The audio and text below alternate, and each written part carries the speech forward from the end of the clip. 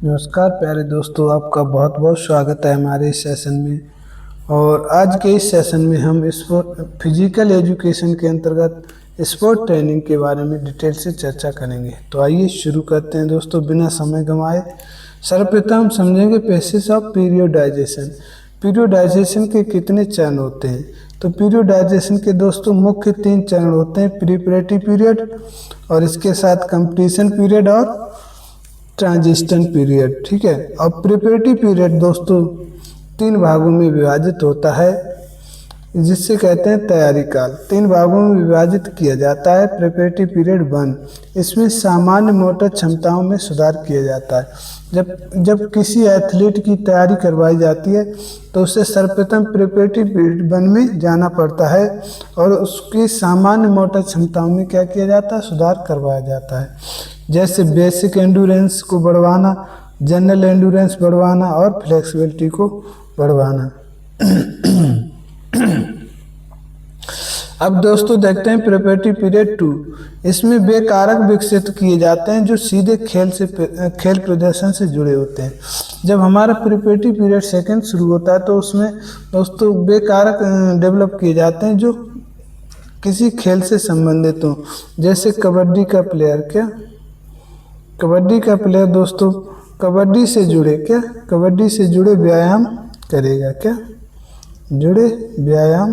करेगा। ओके दोस्तों, कबड्डी से जुड़ी मसल्स व्यायाम वो ही डेवलप करेगा। प्रिपरेटरी पीरियड 3, इसमें दोस्तों प्री कंपटीशन पीरियड भी से कहा जाता है। वॉल्यूम धीरे धीरे कम हो जाता है, तीव्रता बढ़ा दी जाती है, अभ्यास मैचों पर जोर दिया जाता है। दोस्तों इसमें क्या होता है, इसमें प्री कंपटीशन इसीलिए कहा जाता है क्योंकि इसमें प्रैक्टिस मैच करवाए जाते हैं।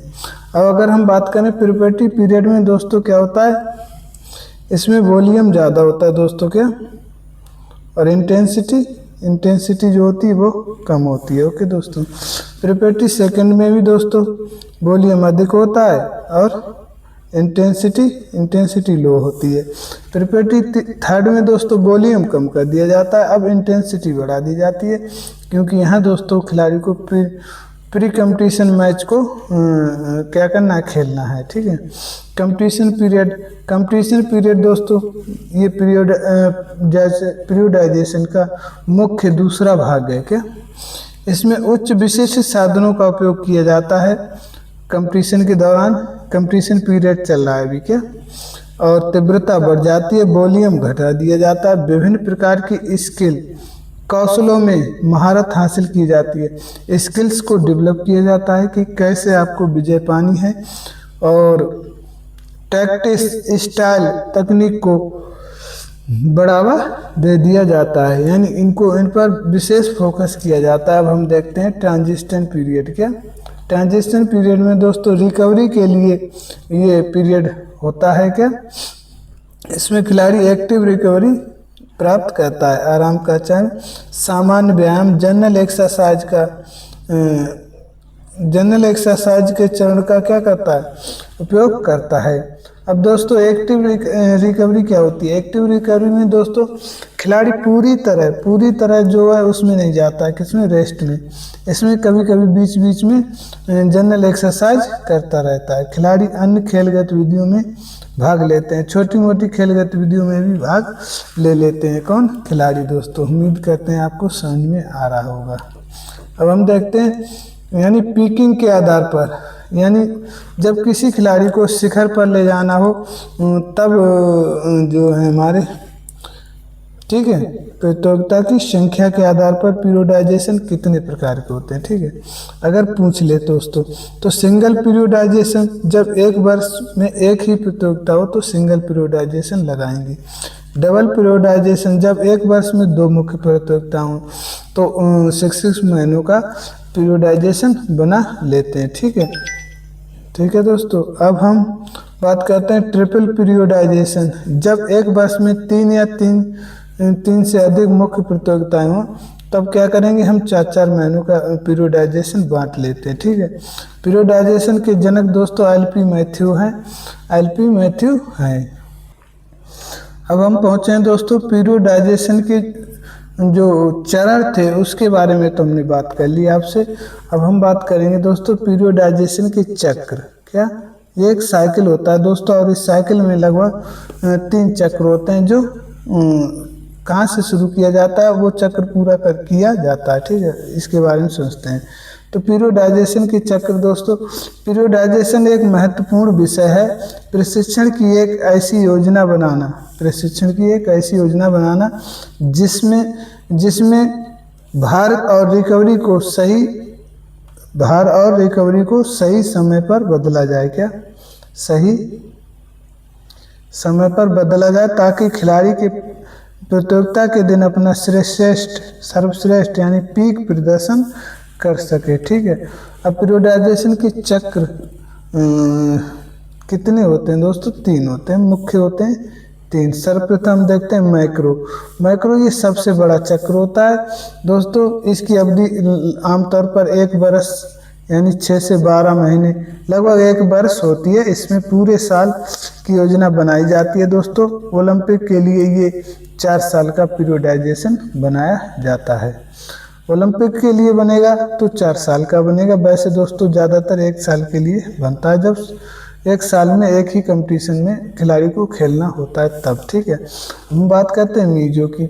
ये कई बार एग्जाम में पूछा गया कि मीजो का समय सीमा कितनी होती है। ये मध्यम अवधि का चक्र है। इसकी अवधि दोस्तों 3 से 6 सप्ताह होती है। कितनी? 3 से 6 सप्ताह यानी लगभग 2 महीने। इसमें किसी विशिष्ट खेल के अनुसार फिटनेस घटक पर ध्यान दिया जाता है। इसमें दोस्तों खिलाड़ी को गेम ओरिएंटेड तैयार किया जाता है। इसमें खिलाड़ी को गेम के ओरिएंटेड ही तैयार किया जाता है। अब हम देखते हैं दोस्तों सबसे छोटा हमारा माइक्रो साइकिल। ये दोस्तों प्रशिक्षण का सबसे छोटा चक्र है। इस अवधि में 3 से 10 दिन का आमतौर पर 1 सप्ताह होता है। इसमें दैनिक प्रशिक्षण की बारीकियां तय की जाती हैं। इसमें दोस्तों क्या है, खिलाड़ी को दैनिक प्रशिक्षण के दौरान क्या क्या कमियां हैं उसमें, वो सब क्या किया जाता है, दूर की जाती हैं। ठीक है दोस्तों, अब हम देखते हैं हाई एल्टीट्यूड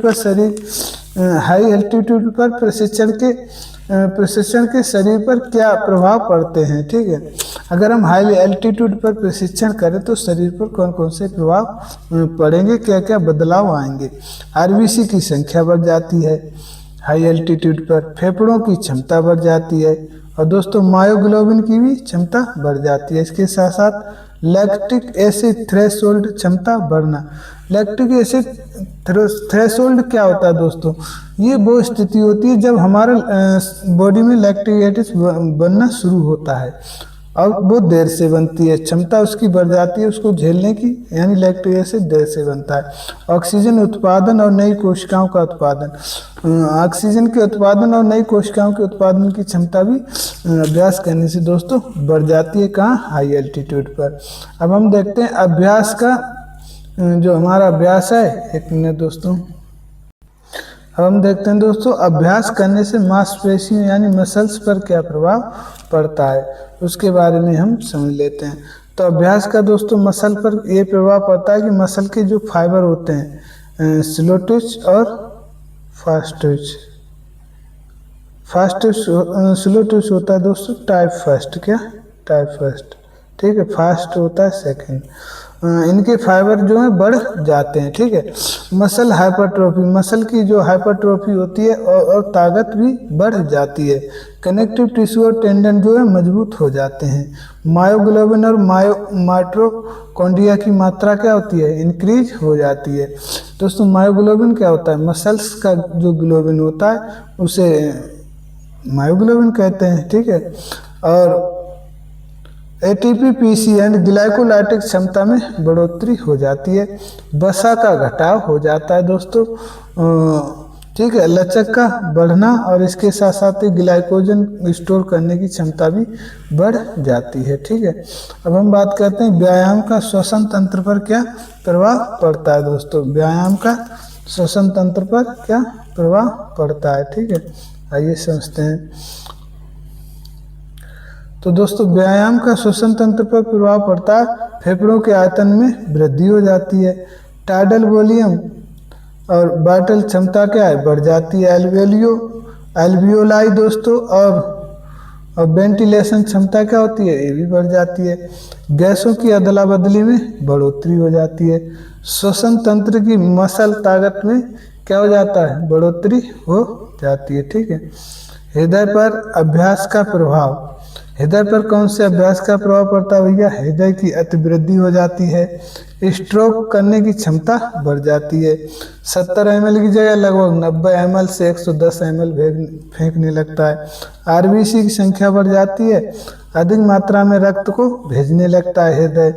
और वजन बढ़ जाता है दोस्तों। साथ साथ ही बाएं निलय का जो दीवार होती है, कई बार एग्जाम में पूछा गया है, बाएं निलय की दीवार कैसी हो जाती है, और अधिक मोटी हो जाती है।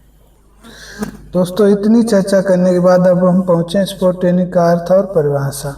स्पोर्ट ट्रेनिंग क्या है दोस्तों, एक नियोजित एवं वैज्ञानिक प्रक्रिया यानी साइंटिफिक प्रोसेस है। इसका उद्देश्य एक खिलाड़ी की प्रदर्शन क्षमता, परफॉर्मेंस कैपेसिटी को उच्चतम स्तर तक पहुंचाना होता है। और इसके साथ इसमें शारीरिक फिटनेस, तकनीकी कौशल, रणनीतिक समझ, शारीरिक फिटनेस, तकनीकी कौशल और इसके साथ साथ ही strategy, understanding and mental strength का विकास शामिल है। दोस्तों ट्रेनिंग क्यों करवाई जाती है, ट्रेनिंग में यही चीज़ें सिखाई जाती हैं दोस्तों। शारीरिक फिटनेस को बना के रखना है, तकनीकी कौशल, रणनीति समझ और मानसिक मजबूती का विकास, इसको विकास करना है। ठीक है। ये परिभाषाएं की बात करें, प्रमुख परिभाषाएं कौन सी हैं दोस्तों, तो सर्वप्रथम आती है हरदयाल सिंह की। हरदयाल सिंह क्या कहते हैं, खेल प्रशिक्षण एक शैक्षणिक प्रक्रिया है। खेल प्रशिक्षण क्या है, एजुकेशनल प्रोसेस है, यानी शैक्षणिक प्रक्रिया है जो वैज्ञानिक सिद्धांतों पर आधारित है। ये दोस्तों ऐसा नहीं कि अपने हिसाब से करवा लो, ये वैज्ञानिक साइंटिफिक है, वैज्ञानिक सिद्धांतों पर आधारित है और जिसका उद्देश्य खिलाड़ियों को खेल प्रतियोगिताओं में उच्च प्रदर्शन के लिए तैयार करना है। खिलाड़ियों को क्या करना है, उच्च प्रदर्शन के लिए तैयार करना है। अब हम बात करते हैं मैट व्यू के। मैट व्यू से याद रख लीजिए आप दोस्तों, मैट क्या, जब कोई आता है तैयारी के लिए क्या करते हैं, मैट बिछाते हैं। इसी प्रकार खेल प्रशिक्षण किसी खिलाड़ी की तैयारी की बात हो तो मैट व्यू आ जाएंगे। खिलाड़ी की तैयारी का क्या है, मौलिक स्वरूप है। ठीक है। इसके बाद हम बात करते हैं मार्टिन की चर्चा हो तो मच्छर को याद करो। मच्छर को कंट्रोल करने के लिए हम योजना बनाते हैं। उसी प्रकार दोस्तों मार्टिन से याद रखेंगे आप, खेल प्रशिक्षण एक नियोजित एवं नियंत्रित प्रक्रिया है। नियंत्रण करते हैं, नियंत्रित प्रक्रिया है जिससे किसी लक्ष्य को प्राप्त किया जाता है। क्या, नियंत्रण करके हम एक लक्ष्य प्राप्त करते हैं कि अब नहीं आएंगे। डॉक्टर हर्रे क्या कहते हैं, खेल प्रशिक्षण वैज्ञानिक ज्ञान पर आधारित, ठीक है, खेल पूर्णता की एक शैक्षणिक प्रक्रिया है। इनकी और हरदयाल की दोस्तों सेम टू सेम ही है, थोड़ा सा अंतर है वो आप समझे। खेल प्रशिक्षण वैज्ञानिक ज्ञान पर आधारित खेल पूर्णता की एक शैक्षणिक प्रक्रिया, ठीक है, जो व्यवस्थित प्रभाव के माध्यम से मनोवैज्ञानिक शारीरिक प्रदर्शन क्या होता है दोस्तों, प्रदर्शन क्षमता और तत्परता में सुधार करती है, जिसका उद्देश्य खिलाड़ी को उच्चतम प्रदर्शन की ओर ले जाना है। ठीक है। अब हम बात करते हैं प्रिंसिपल ऑफ स्पोर्ट ट्रेनिंग, यानी जब आप स्पोर्ट ट्रेनिंग करें तो किस किस सिद्धांतों का फॉलो करना पड़ता है। कहने का मतलब बिना सिद्धांतों के दोस्तों कोई भी कार्य नहीं होता। इसी प्रकार स्पोर्ट ट्रेनिंग के भी कुछ इम्पोर्टेंट सिद्धांत होते हैं और इन सिद्धांतों से बार बार क्वेश्चन पूछे जाते रहें और पूछे जाते रहेंगे। ठीक है। सर्वप्रथम होता हमारा निरंतरता का सिद्धांत। जब भी आप प्रशिक्षण लें तो कंटिन्यूटी को बनाकर रखना चाहिए। ट्रेनिंग नियमित होनी चाहिए दोस्तों। यदि लंबा अंतराल आता है तो प्राप्त की गई फिटनेस क्या हो जाती है, कम हो जाती है। ठीक है। लॉ ऑफ डिसयूज का यहाँ पर यूज होता है। प्रगतिशील भार का सिद्धांत यानी प्रोग्रेसिव ओवरलोड, प्रदर्शन सुधार के लिए ट्रेनिंग का भार धीरे धीरे बढ़ाना चाहिए दोस्तों। यानी प्रोग्रेसिव ओवरलोड का मतलब धीरे धीरे बढ़ाना चाहिए, एक ही बार पर सुधार रुक जाता है भैया, क्या रुक जाता है। ठीक है। व्यक्तिगत भिन्नता का सिद्धांत, इंडिविजुअलिटी प्रिंसिपल ऑफ इंडिविजुअलिटी। हर खिलाड़ी की उम्र, लिंग, क्षमता अलग अलग होती है दोस्तों, इसलिए क्या करना चाहिए, ट्रेनिंग प्लान हर व्यक्ति के हिसाब से अलग अलग होना चाहिए। ये नहीं कि पूरे ग्रुप को आप एक ही ट्रेनिंग दिए चले जा रहे हैं। विशिष्टता का सिद्धांत दोस्तों, ये होता है स्पेसिफिटी, क्या स्पेसिफिसिटी, ठीक है। ये कहता है ट्रेनिंग उस विशिष्ट खेल या कौशल के अनुरूप होना चाहिए जिसे खिलाड़ी को सुधारना है या जिस खेलों को खेलना है। जैसे वॉलीबॉल के खिलाड़ी के लिए वॉलीबॉल की ही ट्रेनिंग देना चाहिए। अब अगला हमारा प्रिंसिपल है, ये हमारा विराम एंड रिकवरी का। एक मिनट दोस्तों, ये हमारा विराम and recovery, rest and recovery का सिद्धांत दोस्तों, ये कहता है भारी ट्रेनिंग के बाद शरीर को पर्याप्त आराम की जरूरत होती है दोस्तों। रिकवरी के बिना क्या होता है, सुधार संभव नहीं होता। जब रिकवरी देंगे आप तो अपने आप सुधार हो जाएगा, ठीक है। लगातार ट्रेनिंग देते रहेंगे तो उसमें एक्यूरेसी खत्म हो जाएगी और सुधार की गुंजाइश नहीं होगी, प्लेटू बनकर तैयार हो जाएगा। अब हमारा है प्रिंसिपल ऑफ पीरियोडाइजेशन का। पीरियोडाइजेशन के बारे में हमने आपको शुरू में ही बता दिया है। ट्रेनिंग को छोटे छोटे और बड़े बड़े चक्रों में बांटना, माइक्रो मीजो साइकिल्स, ठीक है, बांटा जाता है ताकि मुख्य प्रतियोगिता के समय खिलाड़ी अपने पीक फॉर्म पर हो, सर्वश्रेष्ठ फॉर्म पर हो।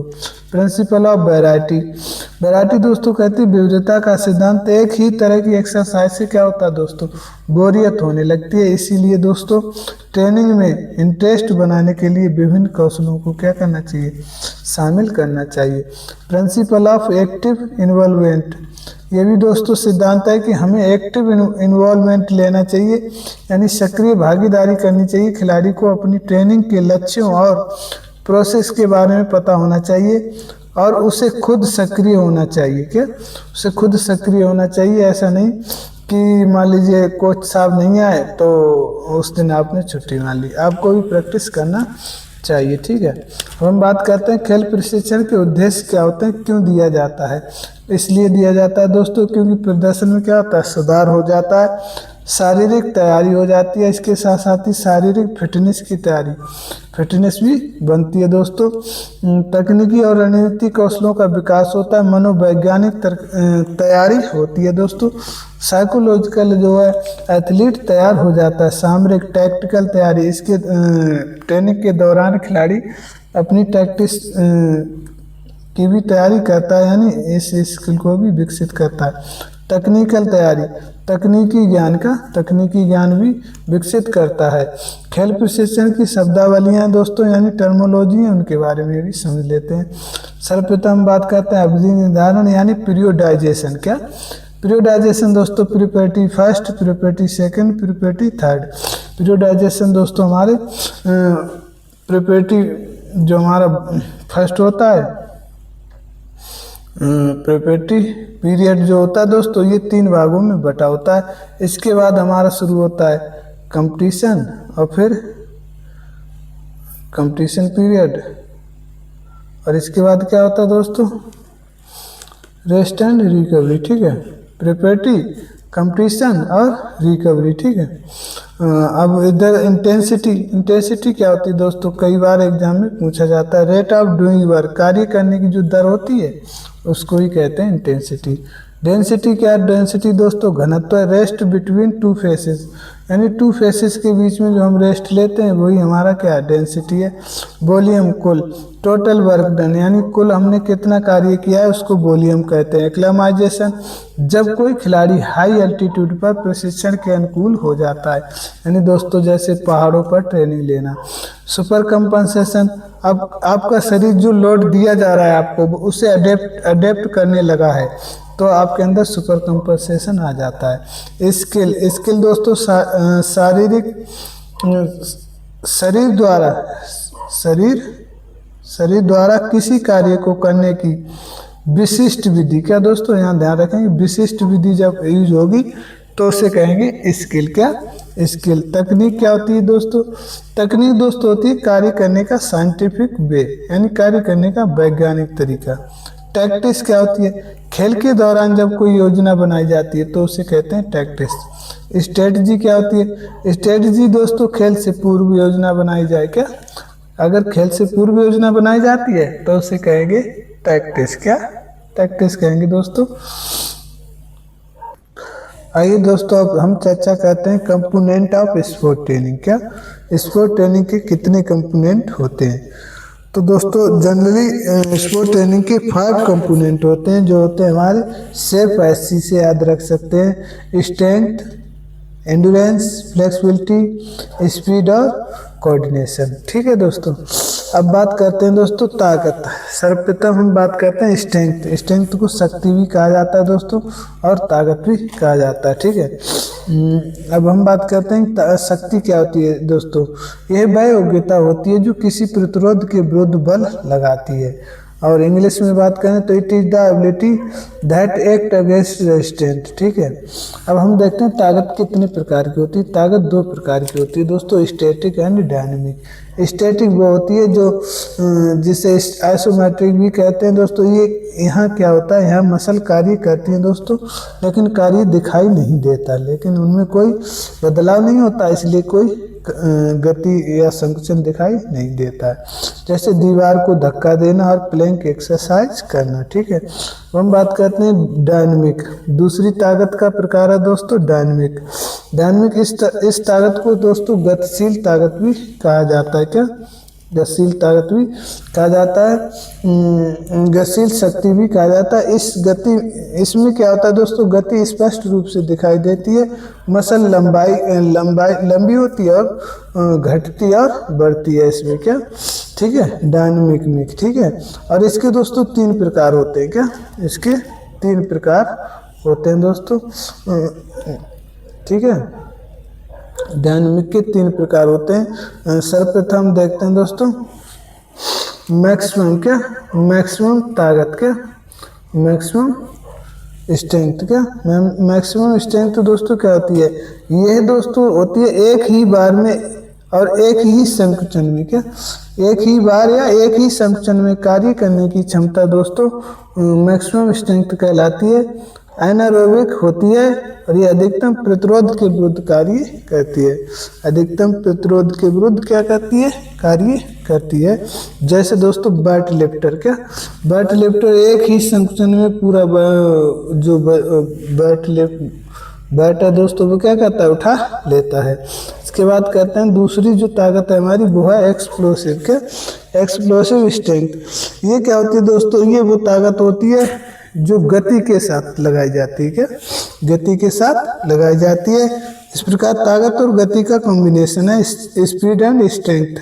कम से कम समय में गति के साथ किसी प्रतिरोध के विरुद्ध कार्य करने की क्षमता क्या है? ताकत कहलाती है। जैसे शॉर्ट पुट फेंकना, लंबी कूद करना या जेवलिन फेंकना। ठीक है दोस्तों। ये हमारे किसके उदाहरण? एक्सप्लोसिव के एग्जाम्पल हैं। ठीक है दोस्तों। अब हम बात करते हैं सहनशीलता के बारे में दोस्तों। क्या? शक्ति सहनशीलता। क्या? तीसरी ताकत का प्रकार उसे हम कहते हैं शक्ति सहनशीलता। ये क्या होती है दोस्तों? ये मांसपेशियों की वह क्षमता है जो किसी प्रतिरोध का विरुद्ध जो है थकान की अवस्था में करे। जब भी थकान बढ़ जो जाता है दोस्तों तो आप कह सकते हैं कि अब एंडुरेंस की बात हो रही है, और जब ताकत के साथ बात हो जाए तो हो जाती है शक्ति सहनशीलता। क्या? ठीक है।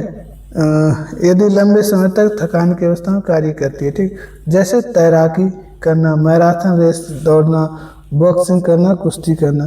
शक्ति को विकसित करने की विधि हम बात कर लेते हैं। शक्ति को किन किन विधियों द्वारा विकसित किया जाता है दोस्तों? सर्वप्रथम होती है हमारी आइसोमेट्रिक। शक्ति विकसित करने की कई सारी विधियां होती है, लेकिन मुख्य 3 मानी जाती हैं।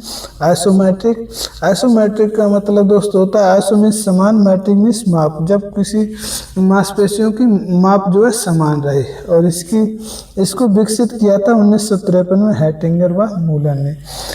ठीक है दोस्तों। इस व्यायाम में कार्य स्पष्ट दिखाई नहीं देता, मसल कार्य करती हैं, लेकिन न तो तनाव होता, न ही लंबाई बदलती है। जैसे पुश द बॉल, प्लैंक अभ्यास। ठीक है। दीवार को धक्का मारना। आइसोटोनिक। नेक्स्ट है आइसोटोनिक। आइसो मीन्स समान, टोनिक मीन्स तनाव, और इसको विकसित किया डॉक्टर लोनिक ने। टोनिक कौन देता है दोस्तों? डॉक्टर देता है, इस प्रकार याद रखें।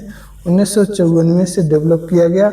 अब हम बात करते हैं, ये वे व्यायाम है जिनमें गतियां जो है प्रत्यक्ष रूप से होती हैं दोस्तों, यानी सामने दिखाई देती हैं।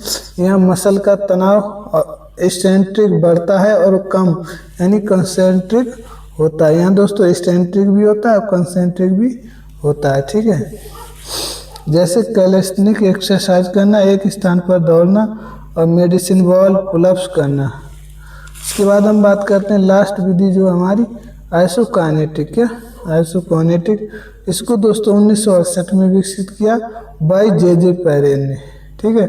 यहाँ आइसो मीन्स समान और काइनेटिक मीन्स गति। समान गति के साथ जो व्यायाम किए जाते हैं दोस्तों, उसे आइसोकाइनेटिक व्यायाम कहा जाता है। और ये व्यायाम दोस्तों या तो मशीनों द्वारा किए जाएंगे या पानी में किए जा सकते हैं। वैसे इन्हें कर पाना जो है दोस्तों असंभव होता है। क्या? असंभव होता है, क्योंकि जल्दी ही हमारी मूवमेंट करने की जो गति है वो उसमें बदलाव होने लगता है, ठीक है। इस व्यायाम में मांसपेशियां व्यायाम के समय दोस्तों समान गति में संकुचन व प्रंकुचन करती हैं। यह व्यायाम केवल मशीनों व जल में हो सकता है। इस व्यायाम से सर्वाधिक ताकत का विकास किया जा सकता है, जैसे ट्रेडमिल पर दौड़ना, नाव खेना, तैरना, साइबेक्स और जिम्नास्टिक। ये एग्जाम में कई बार पूछा गया कि सर्वाधिक ताकत का विकास कौन सी स्ट्रेंथ की करती है दोस्तों? स्ट्रेंथ की कौन सी विधि करती है? तो आइसोकाइनेटिक या दोस्तों एक्सप्लोसिव एक्सरसाइज, ठीक है, या फिर दोस्तों वेट लिफ्टिंग। ये सभी क्या है? ये सभी हैं दोस्तों मैक्सिमम ताकत को विकसित करने की क्या विधियाँ, ठीक है। अब हम बात करते हैं ताकत को विकसित करने की अन्य विधि। क्या? अब दोस्तों भार प्रशिक्षण। क्या? ताकत करने की सबसे प्रभावी विधि है भार प्रशिक्षण, यानी वेट ट्रेनिंग करें आप, जिसमें बाहरी भार का प्रयोग किया जाता है। क्या किया जाता है? प्रयोग किया जाता है, ठीक है। इसमें क्या होता है? प्रक्रिया को इसमें डंबल या बारबेल या जिम मशीनों का प्रयोग करके मांसपेशियों पर दबाव डाला जाता है। इसका लाभ क्या होता है दोस्तों? ये अधिकतम ताकत को विकसित और मसल हाइपरट्रोफी में सहायक है। और सिद्धांत ये कहता है कि प्रगतिशील अधिभार यानी प्रोग्रेसिव ओवरलोड पर कार्य करता है, यानी आपको धीरे धीरे लोड बढ़ाना है, जिसमें समय के साथ भार रिपीटेशन भी बढ़ाए जाते हैं, ठीक है। अब बात करते हैं सर्किट ट्रेनिंग, ठीक है। सर्किट ट्रेनिंग दोस्तों इस विधि का विकास 1953 में कहाँ हुआ दोस्तों? 1953 में एमस्टर R.E. मॉर्गन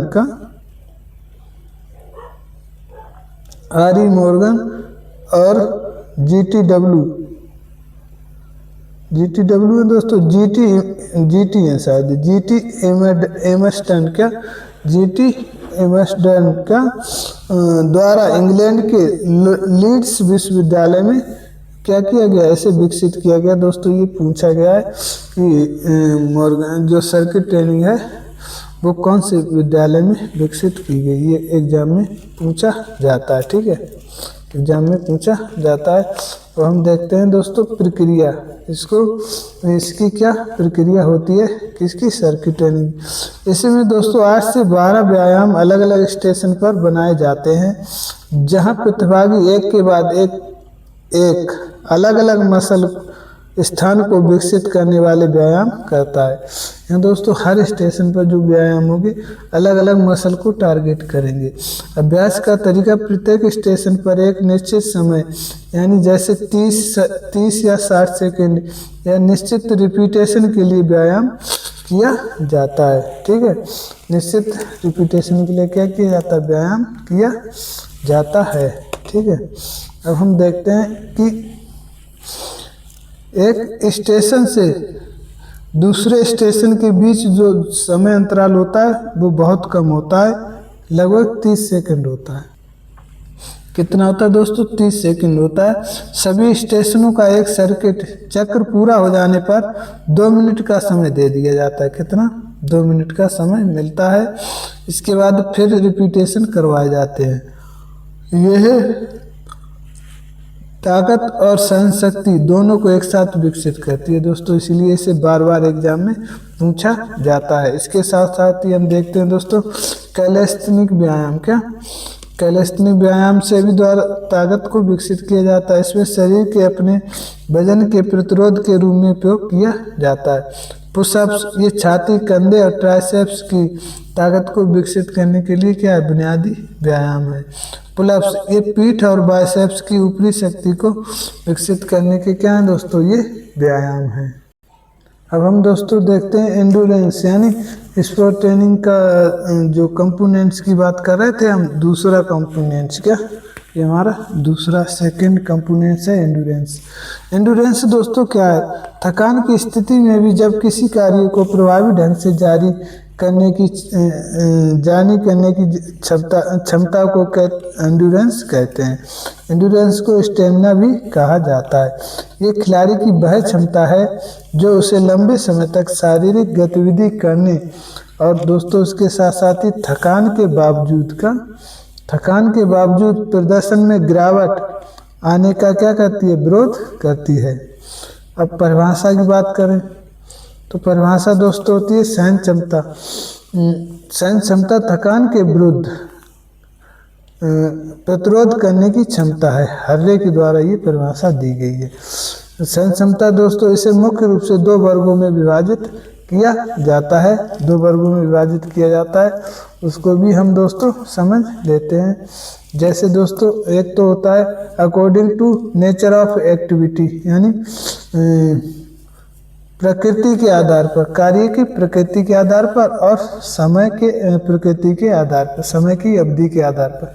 हमें ध्यान रखना है प्रकृति के आधार पर और अवधि के आधार पर, बस ज़्यादा लफड़े में नहीं पड़ना है। हमें ध्यान रखना है कि प्रकृति के आधार पर और अवधि के आधार पर। प्रकृति के आधार पर 3 प्रकार की होती है और समय अवधि के आधार पर 4 प्रकार की होती है, ये भी ध्यान रखना है। सर्वप्रथम बात करेंगे दोस्तों प्रकृति के आधार पे, यानी सर्वप्रथम प्रकृति के आधार पर पहली होती है हमारी बेसिक एंड्योरेंस, क्या, जिसे हम कहते हैं सामान्य मूलभूत सहन क्षमता। किसी भी प्रकार की शारीरिक गतिविधि, अब बेसिक की बात होगी तो किसी भी प्रकार की शारीरिक गतिविधि जिसमें बड़ी मसल भाग लें, आपके शरीर की क्या बड़ी मसल भाग लें, लंबे समय तक धीमी या मंद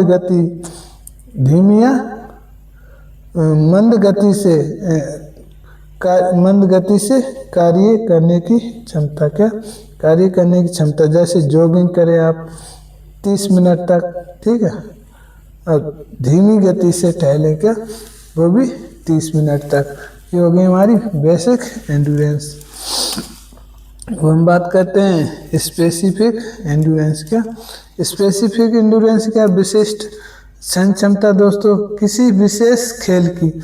अब यहाँ स्पेसिफिक जुड़ गया तो दोस्तों खेल भी हमारा विशेष ही हो जाएगा, क्या खेल की आवश्यकताओं को अनुसार थकान को सहने की क्षमता। जैसे कुश्ती के पहलवान की सहन क्षमता दोस्तों धावक से अलग, ठीक है, धावक से अलग होती है कुश्ती के पहलवान की सहन क्षमता, ठीक है। अब होता है जनरल एंड्योरेंस, क्या जनरल एंड्योरेंस दोस्तों होता है, ये दोस्तों मिक्स होता है, क्या विभिन्न प्रकार की एरोबिक व एनारोबिक गतिविधियों को संतोषजनक तरीके से करने की क्षमता को हम कहते हैं दोस्तों जनरल एंड्योरेंस, क्या जनरल एंड्योरेंस। जैसे दोस्तों फुटबॉल, हॉकी खेलना, ये दोस्तों एरोबिक व एनारोबिक का मिश्रण है, ठीक है। अब हम बात करते हैं समय अवधि के आधार पे, क्या समय अवधि के आधार पर 4 प्रकार की कौन कौन सी होती है।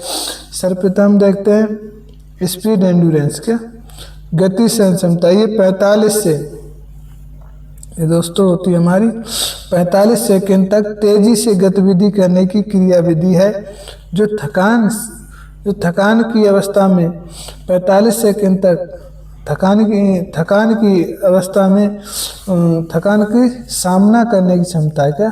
थकान की अवस्था क्या करती है? थकान का सामना करने की क्षमता है 45 सेकंड। शॉर्ट टर्म एंड्योरेंस दोस्तों, ये हमारा चलता है अल्प अवधि, यानी यह 45 से 2 मिनट तक चलने की वाली सहन क्षमता। 45 से अगर 2 मिनट कोई कार्य करते हैं आप, तो वो आ जाता है दोस्तों हमारा शॉर्ट टर्म एंड्योरेंस में। ठीक है, फिर हमारा आता है मिडिल टर्म एंड्योरेंस, मध्य अवधि। वे गतिविधि जिनमें 2 से 11 मिनट की अवधि है तो सहन क्षमता का प्रयोग किया जाए, 1500 मीटर, 3000 मीटर, तो वो कहलाएगी दोस्तों हमारी middle term endurance. Middle term endurance में हमें ध्यान रखना दोस्तों 2 मिनट से 11 मिनट का समय होता है। इसके बाद हम बात करते हैं दोस्तों लॉन्ग टर्म एंड्योरेंस, लंबी अवधि सहन क्षमता। ये क्षमता क्या होती है? 11 मिनट से ऊपर वाली गतिविधि में प्रयोग होती है। मैराथन, क्रॉस कंट्री और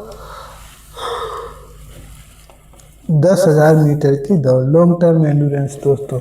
और ये दोस्तों 11 मिनट से ऊपर यानी कई घंटे तक चलती है, 1 घंटा 2 घंटा तक चल सकती है। ठीक है, सहन क्षमता को विकसित करने की विधि अब देख लेते हैं दोस्तों। तो इसमें हमारी सबसे इम्पोर्टेंट विधि है BFIC से याद रखेंगे, variable pace, fartlek interval, continuous method. ठीक है, सर्वप्रथम देखते हैं कंटिन्यूअस मेथड दोस्तों, यानी लगातार विधि बाय डॉक्टर ऑनेस्ट ऑकेन द्वारा विकसित की गई और 1920 में इसे विकसित किया गया। ठीक है दोस्तों, और ये इसका उद्देश्य होता है सहन क्षमता को विकसित करना। इस विधि में खिलाड़ी बिना रुके ही, ठीक है, गति या बदलती गति से लंबे समय तक अभ्यास करता है। जब बिना रुके बात हो जाए तो समझ लेना कंटिन्यूअस है। इसमें रिकवरी पीरियड नहीं होता दोस्तों। अब हम बात करते हैं कंटिन्यूअस ट्रेनिंग जो होती है कितने प्रकार की होती है। कंटिन्यूअस ट्रेनिंग दोस्तों इसके 3 भाग होते हैं। कंटिन्यूअस मतलब जो तीन विधि होती है वो लगातार दौड़कर पूरी की जाती हैं। ठीक है, स्लो कंटिन्यूअस मेथड, इसमें अवधि जो होती है 30 मिनट से 2 घंटा तक होती है दोस्तों, क्योंकि ये स्लो होता है और धीरे धीरे करना पड़ता है, इसलिए समय ज़्यादा होता है। हार्ट रेट 140 से 160 तक रहेगी आपकी, 140 से 160 तक रहेगी धड़कन प्रति मिनट, और तीव्रता इसमें 60 से 80% रहेगी। क्योंकि ये दोस्तों स्लो कंटिन्यूअस है, लेकिन स्लो कंटिन्यूअस है तो लंबा समय तक खींचेगा। ठीक है, तो इसमें 60 से 80% जो होती है इसकी तीव्रता होती है। ठीक है, उपयोग इसका कौन करता है? मैराथन धावक, क्रॉस कंट्री वाले, इसके साथ साथ ही लंबी दूरी के धावक इसका प्रयोग करते हैं, स्लो कंटिन्यूअस ट्रेनिंग का उपयोग करते हैं। ठीक है, अब हम देखते हैं दोस्तों फास्ट कंटिन्यूअस के। फास्ट कंटिन्यूअस मेथड के, ठीक है, इसकी अवधि जो होती है 20 से 60 मिनट होती है, इधर कम होती है थोड़ी सी, क्योंकि दोस्तों जब फास्ट कार्य किया जाता है तो लंबे समय तक आप नहीं कर सकते। इसमें अवधि 20 से 60 मिनट होती है। इसमें हार्ट रेट 160 से 180 तक होती है, क्योंकि ये दोस्तों फास्ट होती है। हार्ट रेट 160 से 180, तीव्रता इसमें 80 से 90% होती है। इसका उपयोग जो होता है मध्यम दूरी के धावक करते हैं, जैसे 800 मीटर का हो गया और 1500 मीटर तक का हो गया। सहन क्षमता बढ़ाने के लिए ये तो प्रभावी है, तो सभी जानते हैं दोस्तों। अब हम देखते हैं दूसरी वेरिएबल मेथड, ये कैसे करवाई जाती है दोस्तों। वेरिएबल कंटिन्यूअस मेथड, जैसे कि नाम इसका वेरिएबल है तो उसकी विशेषता क्या होगी? इसमें गति को पूर्व निर्धारित तरीके से बदला जाता है। वेरिएबल का मतलब दोस्तों बदला जाए। ठीक है, जैसे 10 मिनट तेज स्प्रिंट मार ली, इसके बाद 5 मिनट क्या कर लिया आपने, धीमी गति से क्या कर लिया, 5 मिनट धीमी गति से टहल लिया। हार्ट रेट इसमें दोस्तों 140 से 180 तक होगी, क्योंकि जब आप धीमे होंगे तो 140 और जब स्प्रिंट मारेंगे तो 180, यानी स्लो डाउन से अपर डाउन तक, ठीक है, प्रति मिनट होगी। लाभ, ये है विशेष खेल फुटबॉल या हॉकी के लिए क्या होता है, विशेष होता है। फुटबॉल या हॉकी के लिए क्या होता है, विशेष होता है। कंटिन्यूअस विधि के लाभ। कंटिन्यूअस विधि से दोस्तों ग्लाइकोजन भंडार क्षमता जो है उसमें बहुत वृद्धि होती है। साथ साथ ही फेफड़ों की क्षमता में भी वृद्धि होती है। तो आप जानते ही होंगे अगर आप स्पोर्ट ट्रेनिंग फिजिकल एजुकेशन के स्टूडेंट्स हैं तो VO2 मैक्स में भी वृद्धि होती है। VO2 मैक्स क्या होता है, volume of maximum oxygen consumption, ठीक है।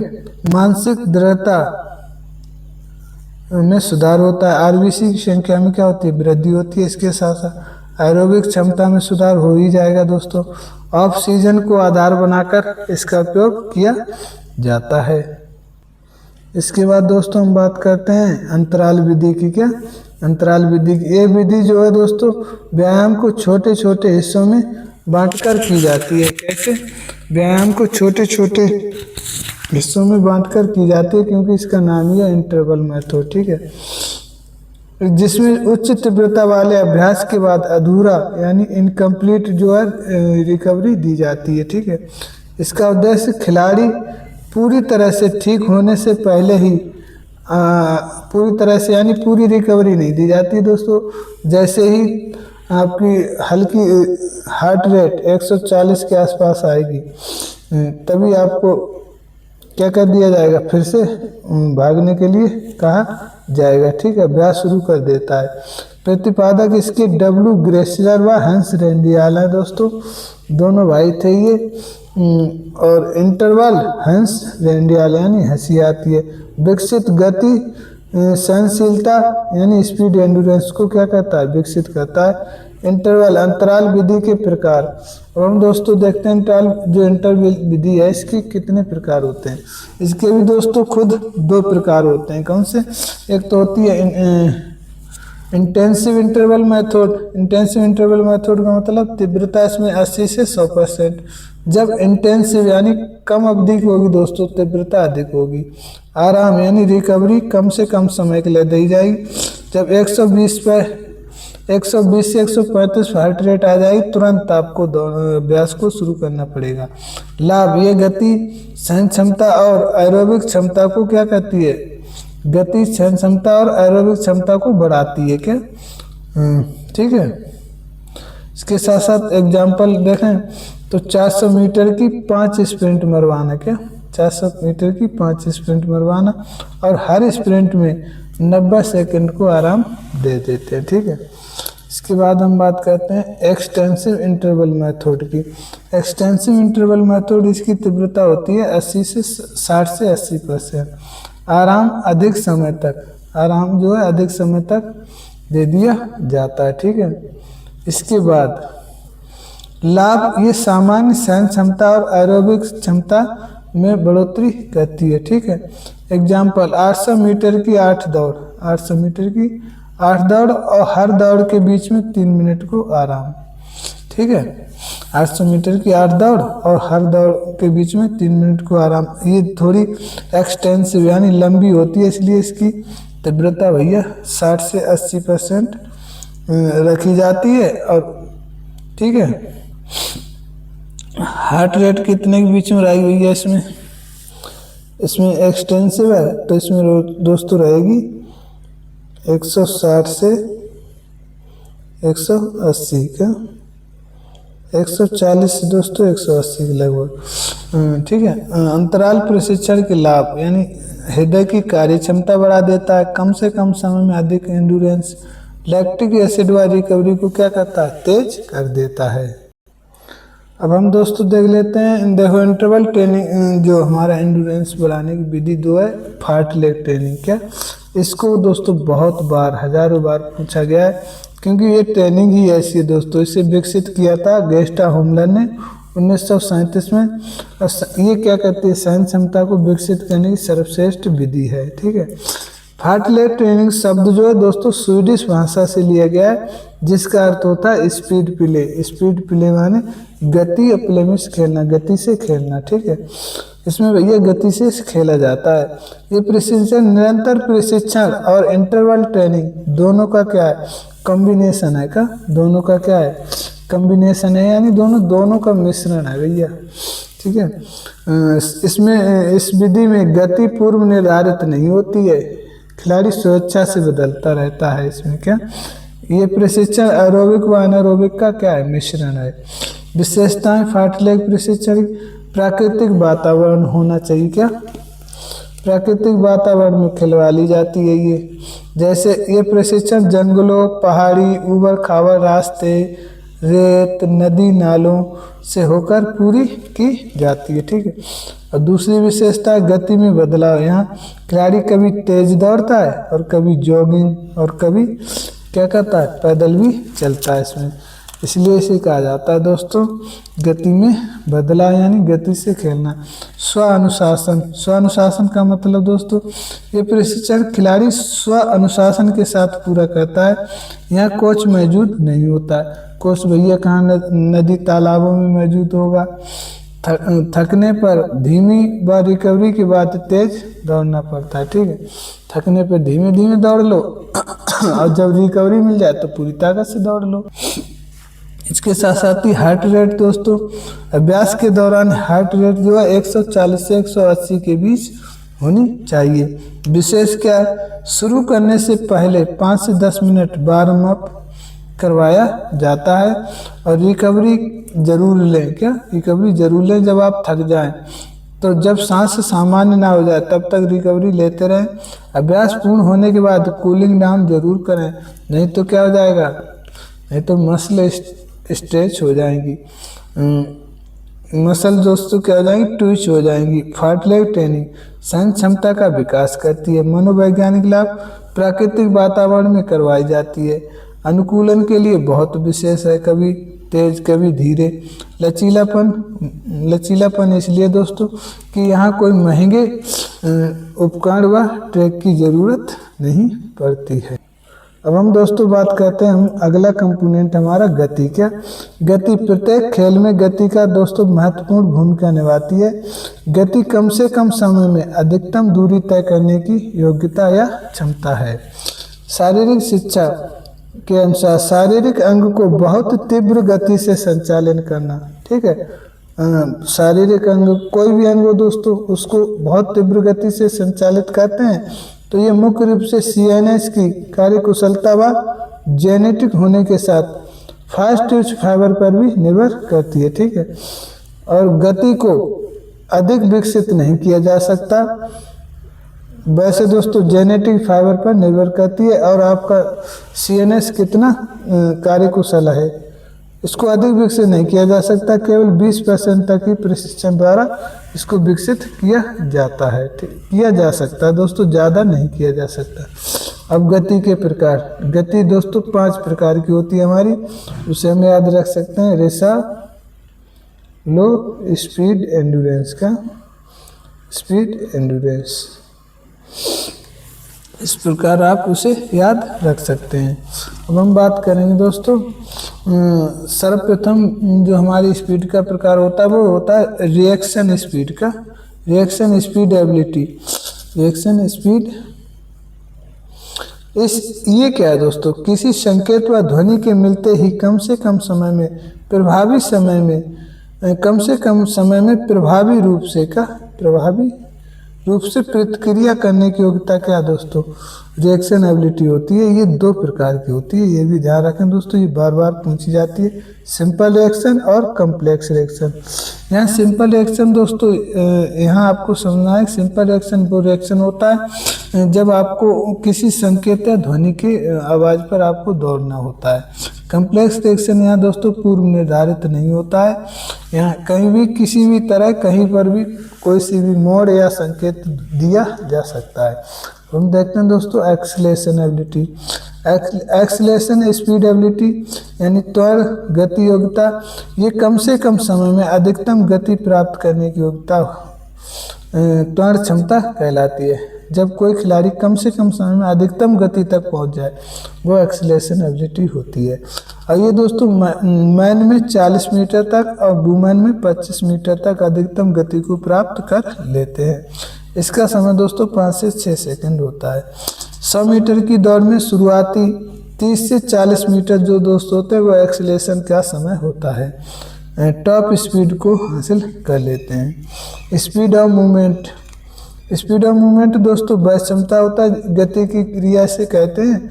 ये वह क्षमता होता है जब किसी अंग द्वारा एकल मूवमेंट यानी दोस्तों सिंगल मूवमेंट को कितनी जल्दी कम से कम समय में कर दिया गया है, ये दर्शाता है।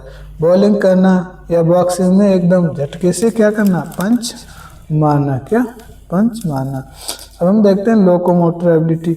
लोकोमोटर एबिलिटी दोस्तों अधिकतम गति को प्राप्त करने के बाद उसको अधिकतम दूरी तक बनाए रखना लोकोमोटर एबिलिटी होती है। और ये दोस्तों 100 या 200 मीटर में दौड़ के बीच में इसका उपयोग किया जाता है।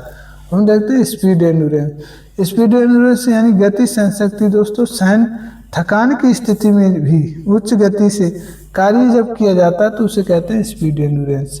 ये 400 मीटर में अंतिम जो 50 से 60 मीटर होते हैं उनमें दोस्तों ये स्पीड एंड्योरेंस का प्रभाव देखने को मिलता है। अब हम देखते हैं गति को विकसित करने की कौन कौन सी विधियां हैं। इसे आप याद रख सकते हैं स्पारी, क्या स्पारी और स्पीड। अब इस इधर एक्सीलरेशन एबिलिटी, क्या त्वरण दौड़। इसमें धावक जो है स्थिर अवस्था से शुरू करता है और 20 से 30 मीटर का 20 से 30 मीटर तक 100% की तीव्रता फुल इंटेंसिटी के साथ दौड़ता है, ठीक है। यानी शुरुआत में जब एक्सीलरेशन अपनी स्पीड को बढ़ाता है। स्प्रिंट रेस, गति विकसित करने के लिए स्प्रिंट रेस का बार बार रिपीटेशन किया जाता है भैया, तभी हमारी गति को विकसित किया जा सकता है। जैसे 100 मीटर की रिपीटेशन करवाना, 200 मीटर की और 400 मीटर की बार बार रिपीटेशन करवाना, ठीक है। एक मिनट दोस्तों, हम देखते हैं स्प्रिंट रेस, ठीक है। स्प्रिंट रेस दोस्तों गति विकसित करने में स्प्रिंट रेस का बार बार रिपीटेशन किया जाता है, जैसे 100 metre, 200 metre, 400 metre.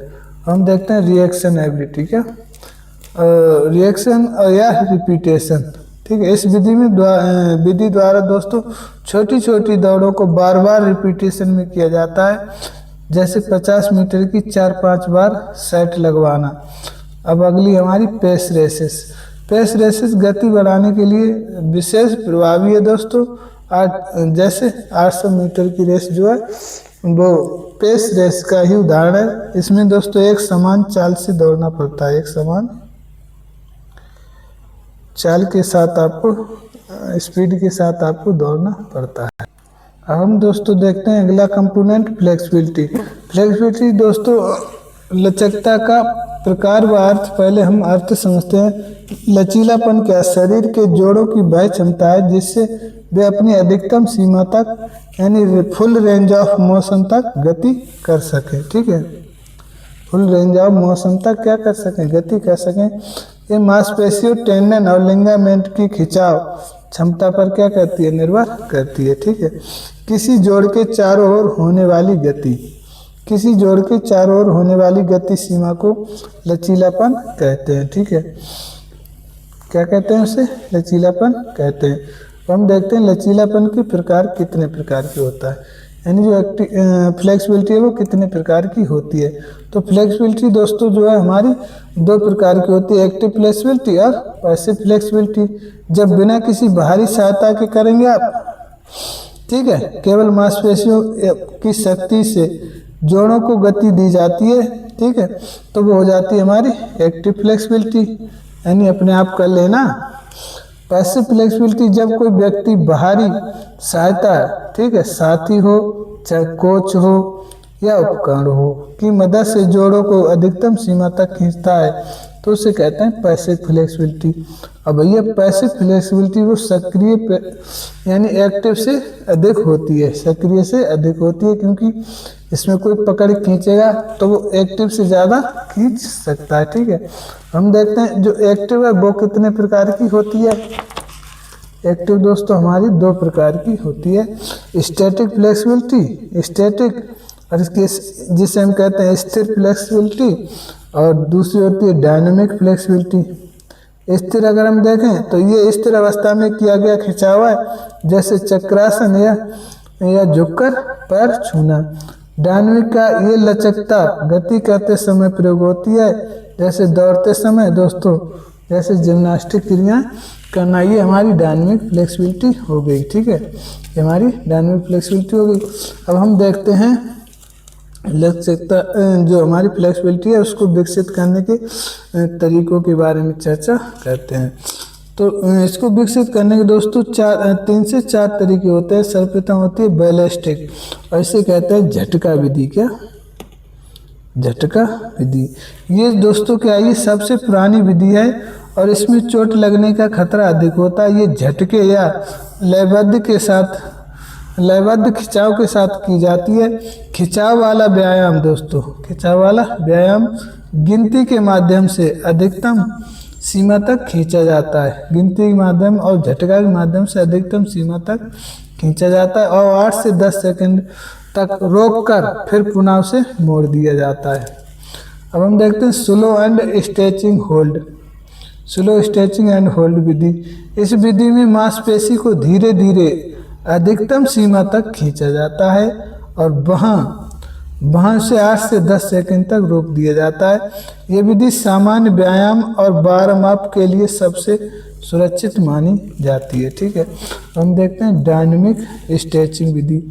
Dynamic stretch, इसमें नियंत्रित गति के साथ मांसपेशियों को स्ट्रेच किया जाता है। इसमें गति के साथ किया जाएगा, जैसे पैरों को आगे झुलाना या हाथ को घुमाना। हम देखते हैं स्टैटिक। क्या? स्टैटिक स्ट्रेचिंग विधि क्या है दोस्तों? इस विधि में धीरे धीरे सफलतापूर्वक खिंचाव में आना तथा इस अवस्था में रुके रहना शामिल होता है। जो लचक बढ़ाने के लिए इस विधि में धीरे धीरे सफलतापूर्वक खिंचाव में आना तथा इस अवस्था में रुके रहना शामिल होता है, जो लचक बढ़ाने के लिए भैया 20 से 30 सेकंड तक की जाती है। अब हम बात करते हैं दोस्तों सबसे खतरनाक विधि, पोस्ट आइसोमेट्रिक स्ट्रेचिंग यानी पीएनएफ विधि। पीएनएफ विधि क्या है दोस्तों? प्रोप्रियोरिसेप्टर न्यूरोमस्कुलर फैसिलाइटेशन का। ये क्या है दोस्तों? ये तकनीकी विधि जो है हमारी प्रयोग जो है उच्च श्रेणी की प्रभावशील खिलाड़ियों द्वारा करी जाती है, लचक वृद्धि के लिए की जाती है। प्रभावशील उच्च श्रेणी की का। इस विधि में सबसे पहले मांसपेशी को संकुचित किया जाता है, पहले सिकोड़ लिया जाएगा, फिर उसे शिथिल करके खींचा यानी ढीला करके फिर उसे खींचा जाता है ताकि मसल को अधिक से अधिक शिथिल किया जा सके। हम थोड़े देख लेते हैं दोस्तों लचीलेपन को प्रभावित करने वाले कारक। जोड़ों की संरचना, अगर आपके जोड़ों की संरचना अच्छी है, मजबूत है, तो आपके अंदर ज़्यादा लचीलापन होगा। आयु एवं लिंग।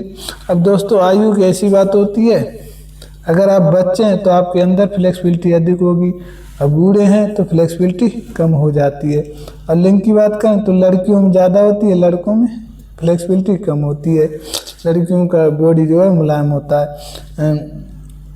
चोट, अगर पुरानी चोट है तब भी फ्लेक्सिबिलिटी को प्रभावित करेगी। तापमान की बात करें तो गर्मी में अधिक होती है और ठंड में फ्लेक्सिबिलिटी की मात्रा जो है कम होती है। ऐसे दोस्तों सुबह में कम होती है, शाम को अधिक होती है। ठीक है, अब हम दोस्तों समझते हैं स्पोर्ट ट्रेनिंग को सबसे लास्ट कंपोनेंट कोऑर्डिनेशन का।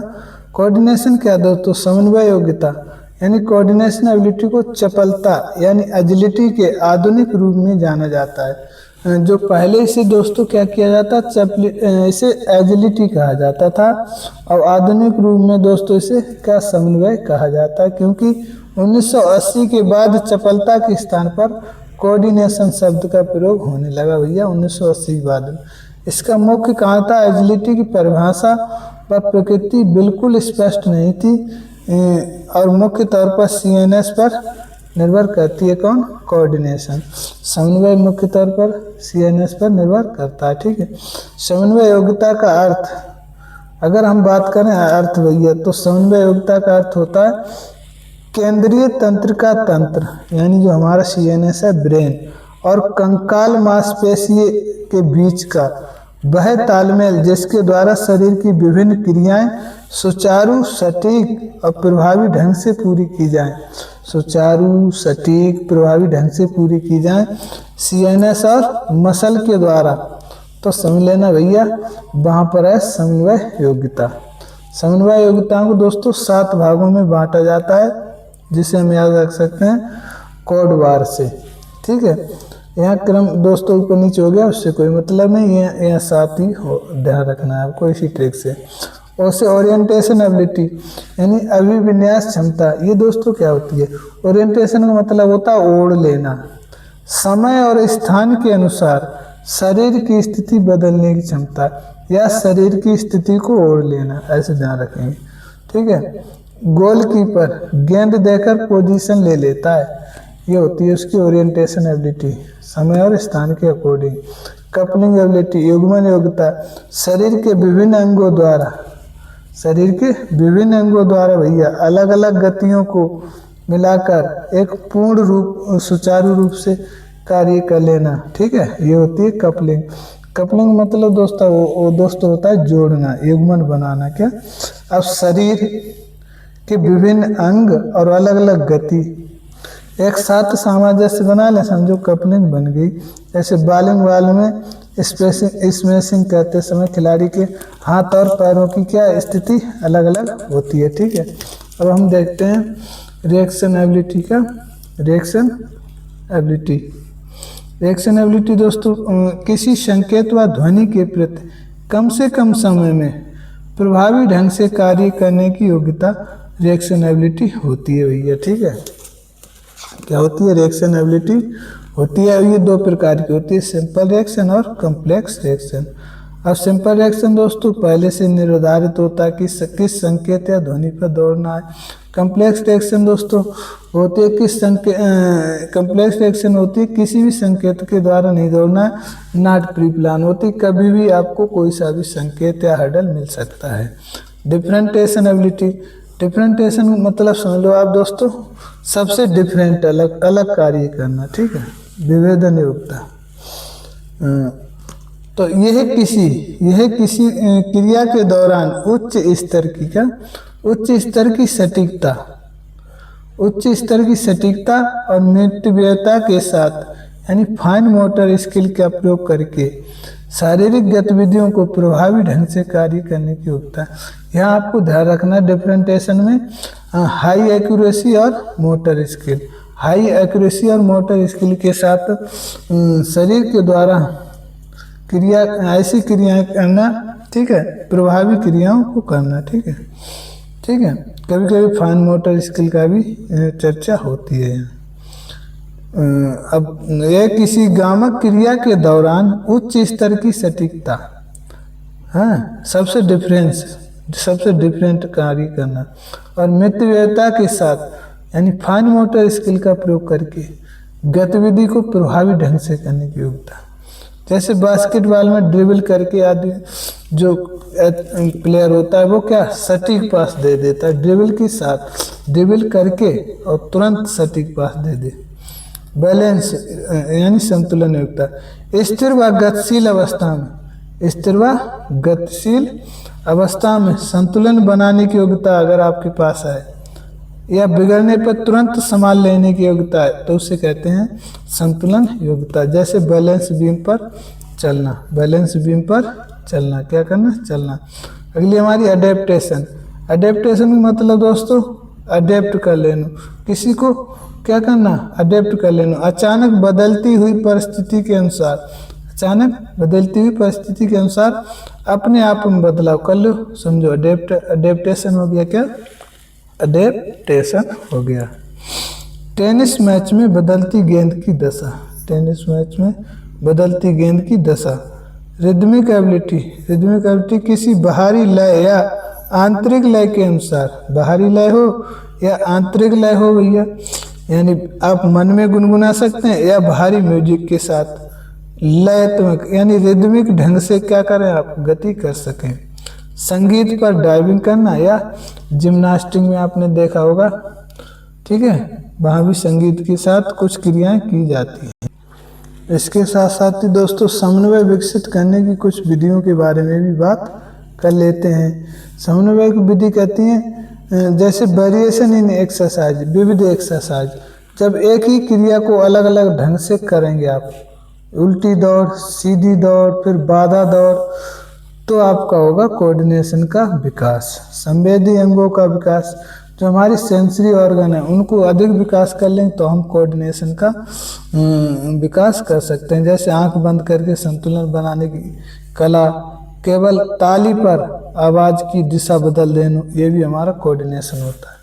हम देखते हैं जटिल खेलों का अभ्यास करके, जैसे बास्केटबॉल खेल के कोऑर्डिनेशन अच्छा खासा बना सकते हैं, जिम्नास्टिक खेल के, फुटबॉल खेल के भी बना सकते हैं। समन्वय क्षमता को सुधारने के लिए ये सबसे अच्छे माने, ये गेम जो है सबसे अच्छे माने जाते हैं दोस्तों। इस प्रकार हमने स्पोर्ट ट्रेनिंग का पूरा यूनिट कंप्लीट रिवीजन कर लिया दोस्तों। प्लीज़ वीडियो को अब लाइक करें आप और चैनल को सब्सक्राइब करें दोस्तों। इतनी मेहनत का आप हमें सिर्फ यही परिणाम दे सकते हैं, हमारे चैनल को सब्सक्राइब करें और वीडियो को लाइक करें दोस्तों। और इसके साथ साथ ही हमारे साथ जुड़े रहने के लिए दोस्तों एट लास्ट तक आपका हृदय के साथ बहुत बहुत धन्यवाद। जय हिंद, जय भारत।